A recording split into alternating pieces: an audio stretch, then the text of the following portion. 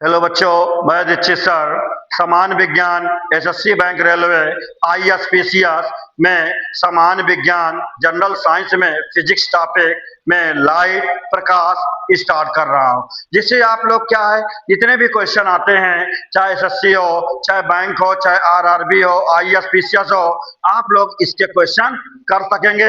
आइए समान विज्ञान में हम लोग प्रकाश स्टार्ट करते हैं, लाइट स्टार्ट करते हैं। तो देखो लाइट में हमने आपको लाइट में ये बता रहे हैं कि प्रकाश क्या होता है। प्रकाश एक प्रकार की ऊर्जा होती है जो हमें देखने में सहायता प्रदान करता है, उसे प्रकाश कहते हैं। क्या कहते हैं? उसे प्रकाश कहते हैं। अब इसमें आप समझ लीजिए परावर्तन क्या है। प्रकाश का परावर्तन क्या कहते हैं? प्रकाश का परावर्तन जब प्रकाश की किरणें किसी चिकनेदार सतह पर पड़ती हैं तो सतह से टकराकर वापस लौट जाती है। क्या होता है?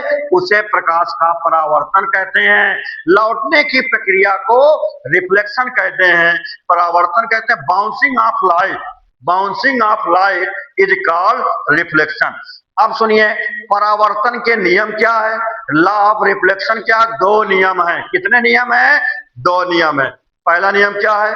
आपतित किरण, परावर्तित किरण तथा अभिलंब तीनों एक ही तल में होते हैं। दूसरा नियम क्या है? आपतन कोण परावर्तन कोण के बराबर होता है। Incident ray, reflected ray and normal ray lies in a same plane. Angle of incidence equal to angle of reflection, angle I equal to angle R. ये परावर्तन के दो नियम हैं। क्लियर हो गया है? अब बच्चों आइए मैं बात करता हूं गोलीय दर्पण, स्फेरिकल मिरर के बारे में। तो ये बताइए गोलीय दर्पण क्या होता है? ऐसा दर्पण जिसका परावर्तक सतह क्या होता है? किसी गोले का भाग होता है।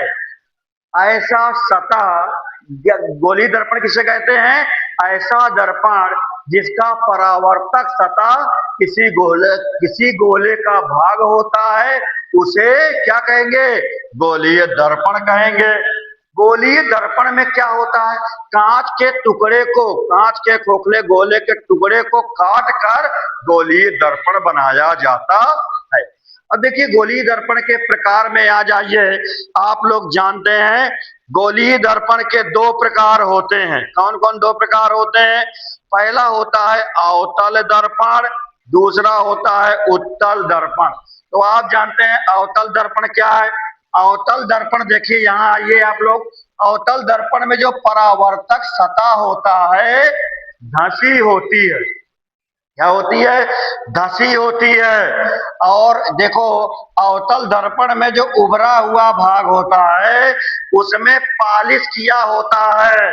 अवतल दर्पण में क्या होता है? वास्तविक एवं काल्पनिक दोनों प्रतिबिंब बनते हैं। यह फिगर अवतल दर्पण के इस फिगर में आ जाइए। ये उत्तल दर्पण है, अवतल दर्पण का यह फिगर है। इस फिगर में देखिए, ये देखिए इसमें पॉलिश जो है उभरे हुए भाग में होता है। ये देखिए, ठीक है ना? उभरे हुए भाग से परावर्तक होता है। अब अवतल दर्पण के एग्जाम्पल आप लोग क्या कहेंगे? देखो जहां दाढ़ी बनवाते हैं, शेविंग करवाते हैं, तो जहां शेविंग करवाते समय जो शीशा लगे होते हैं वो अवतल दर्पण के लगे होते हैं, तभी तो हमको चेहरा अच्छा अच्छा दिखाई देता है। अब इसमें अवतल दर्पण के एग्जाम्पल में जो वाहनों की हेडलाइट लगी होती है, उसमें भी अवतल दर्पण का शीशा लगे होते हैं। अब आप आ जाइए दांत जहां पर आप लोग दांत दिखाने जाते हैं, दंत चिकित्सक में जो दर्पण होते हैं उसमें भी आपके अवतल दर्पण लगे होते हैं। अवतल दर्पण का उदाहरण ये देखिए, अवतल दर्पण का ये फिगर बना हुआ है, इसको आप देखिए। अब आप समझिए उत्तल दर्पण। उत्तल दर्पण कॉन्वेक्स मिरर। देखो उत्तल दर्पण क्या होता है? उत्तल दर्पण में जो परावर्तक सतह होता है उभरी हुई होता है। ये देखिए, ये देखो परावर्तक सतह क्या है? ये वाला पोर्शन उत्तल दर्पण में ये उभरी हुआ होता है। धंसे भाग पर पॉलिश रहता है। जो आपका उत्तल दर्पण होता है उसके धंसे भाग में क्या होता है? पालिश होता है। ये देखो पालिश, इस भाग में पालिश होता है। और उत्तल दर्पण में क्या है? उत्तल दर्पण का जो प्रतिबिंब होता है, काल्पनिक प्रतिबिंब बनते हैं, इमेजिनरी प्रतिबिंब बनते हैं। उत्तल दर्पण के उदाहरण में आप लोग क्या कहते हैं? वाहनों के में जो साइड में मिरर लगा होता है, वाहनों जैसे आप कभी भी गाड़ी देखिए, गाड़ी के बगल में जो दर्पण लगा होता है ना, वो उत्तल दर्पण होता है। कौन सा दर्पण होता है? कॉन्वेक्स मिरर होता है, उत्तल दर्पण होता है। या आप कह सकते हैं जो सुरक्षा और निगरानी में जो कैमरे में सुरक्षा में लगे होते हैं, निगरानी करने के लिए जो दर्पण लगे होते हैं, कैमरे में दर्पण लगे होते हैं, वो उत्तल दर्पण होता है। या आप लोग ऐसे कह सकते हैं सड़क के कोनों पर जो दर्पण लगे होते हैं, सड़क के कोनों पर लगाए जाते हैं देखने के लिए दर्पण, वो भी उत्तल दर्पण होता है। तो ये हो कॉन्वेक्स मिरर और कॉनकेव मिरर। अब इसमें आप ये समझिए कि ये देखो, ये जो दर्पण है, इसमें ये देखो, ये अवतल दर्पण, इसमें आप ये देखिए, ये आपका अवतल दर्पण है। क्या है ये अवतल दर्पण है। मैं आपको देखो थोड़ा एक्सप्लेन ये बताना चाहता हूं, इसमें आप ध्यान से कुछ समझिए। इसको देखो मैं बड़ा कर देता हूं, इसको देखो मैं बड़ा कर देता हूं। इसमें आप आइए, अब देखिए आपको दिखने लगा होगा, सब लोग देख लीजिए, कोशिश करिए। देखिए ये देखो, ये जो अवतल दर्पण है, ये देखिए इसका उभरा हुआ पृष्ठ दिखाई दे रहा है सब लोगों को। देखिए इसमें क्या होता है? मुख्य फोकस कैपिटल एफ होता है। ये पोल होता है, ध्रुव कहते हैं। ये फोकस होता है, हिंदी में फोकस को फोकस ही कहेंगे। ये पोल होता है, हिंदी में ध्रुव कहते हैं। ये सेंटर ऑफ कर्वेचर होता है, सी कहते हैं, वक्रता केंद्र हिंदी में कहते हैं। ये वाई एक्सिस है। ये जो एक्स वाई लाइन दिख रही है, देखिए मैं और बड़ा जूम कर रहा हूं, एक देखो इसको मैं जूम कर दिया हूं। ये जो एक्स वाई लाइन दिख रही है, जो एक्स वाई लाइन है, इसको क्या कहते हैं? प्रिंसिपल एक्सिस कहते हैं, मुख्य अक्ष कहते हैं। क्या कहते हैं?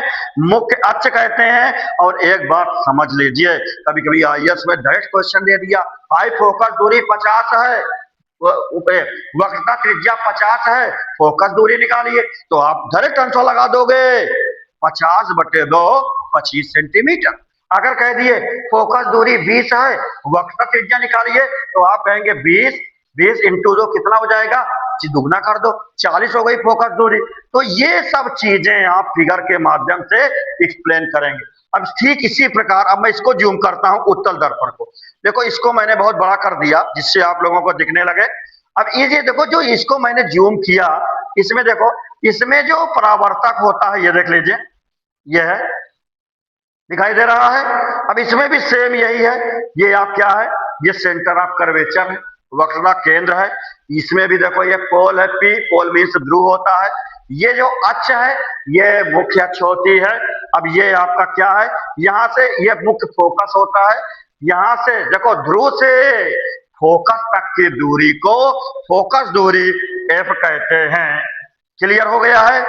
किसमें क्लियर हो गया है? जो समस्या हो कमेंट बॉक्स में बताते रहिए। इसी तरह की क्लास में आपको डालता रहूंगा और समान विज्ञान की जो समस्या है उसको दूर करवाने की पूरी कोशिश करूंगा। ओके।